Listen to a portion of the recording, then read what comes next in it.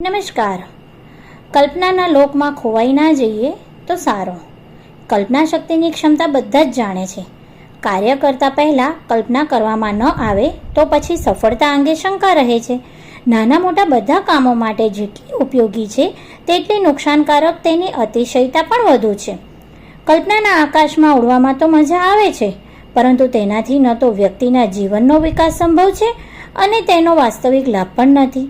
સમય અને શક્તિનો નાશ થતાં નુકસાન જ ભોગવવાનું આવે છે. કલ્પના કરવી ખરાબ વાત નથી, પરંતુ દરેક વસ્તુને એક હદ હોય છે. એ હદની અંદર તે હેતુપૂર્વક અને લાભકારક હોય છે અને તે પ્રમાણે ફાયદો પણ થાય છે. એમ તો કલ્પના દૈનિક જીવનનું અનિવાર્ય અંગ છે, પરંતુ ત્યાં સુધી જ એ આવશ્યક અને લાભકારી છે જ્યાં સુધી કે આપણે તેને સાકાર રૂપ પ્રદાન ન કરી શકીએ. જો આપણી સ્થિતિ તેને કાર્યરૂપમાં લાવી શકે તેમ નથી તો પછી તે કલ્પના નકામી જ નહીં, નુકસાનકારક પણ છે. પછી એવી કલ્પનાઓ નહીં પણ હવાઈ તુક્કા શેકચલ્લીની વાત જેવી બની રહે છે. શેકચલ્લીની સ્થિતિ એવી હતી નહીં કે જીવનમાં જે વિચારે તે કરી શકે, છતાં તે યોજનાઓ બનાવતો રહ્યો અને દિવા સ્વપ્નોમાં રાચતો હતો.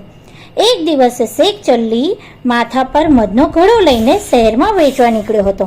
તેણે વિચાર્યું કે કમાણીમાંથી મધમાખીઓ પાડીશ, તેની આવકમાંથી દુકાન ખોલીશ, ધીમે ધીમે દુકાન મોટી થશે, ધીમે ધીમે મોટી દુકાનનો માલિક બની જઈશ, તેની આવકમાંથી એક ભવ્ય મહેલ ઊભો કરીશ, પત્ની બાળકો હશે, તેમને ભણાવીને મોટા માણસ બનાવીશ, પછી આરામથી જિંદગી પસાર કરીશ. એવું વિચારીને આળસ ખાધી. સંતુલન બગડતા મધનો ઘડો નીચે પડી ગયો.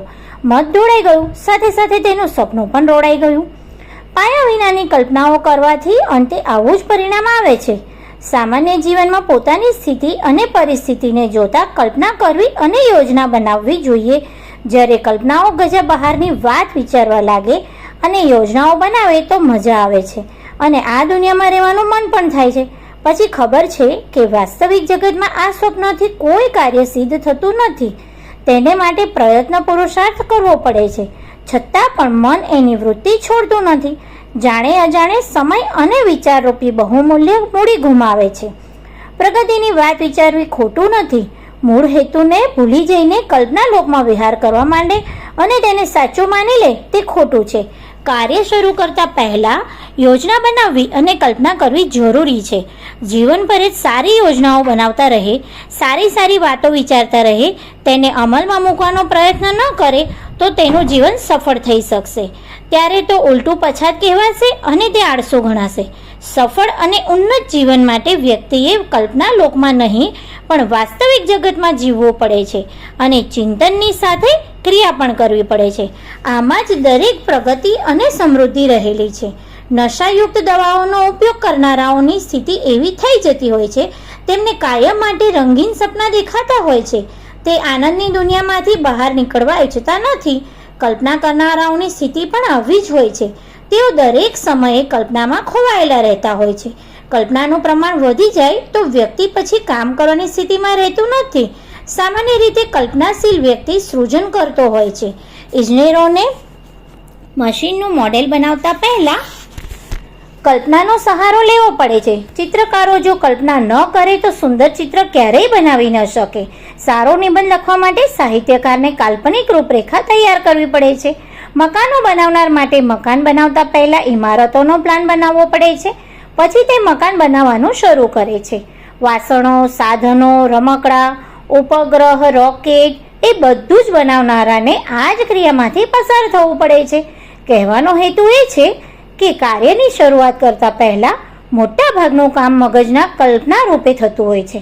પછી તે વાસ્તવિકતાની ધરી પર આવે છે. તેની ઉપેક્ષા કરવામાં આવે તો કામ અડધા અધૂરા, અવ્યવસ્થિત થશે. માનસિક રૂપરેખા ન હોવાને લીધે તેમાં સુધારાની સંભાવના નહીં રહે. સીધું કામ શરૂ કરવામાં આવે તો એક તકલીફ એ ઊભી થશે કે કોઈ મોડેલ તૈયાર કરવાની સંભાવના જ નહીં રહે. અનેક પ્રયત્નો કર્યા પછી તે હલકી કક્ષાનું થશે. તેને સુધારવા માટે વધારે સમય, શ્રમ અને સંપત્તિનો ઉપયોગ કરતા છતાં તે જોઈએ એટલું સારું તો નહીં જ બને. પ્રાથમિક અવસ્થામાં રહેશે, વિકાસની ગતિ પણ એકદમ ધીમી રહેશે.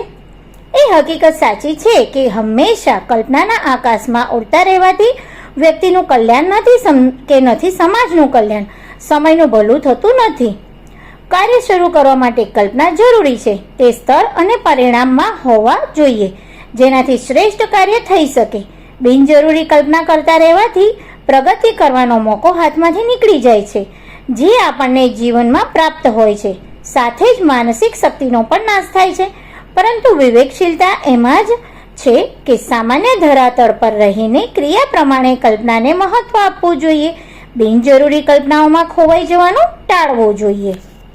અસ્તુ.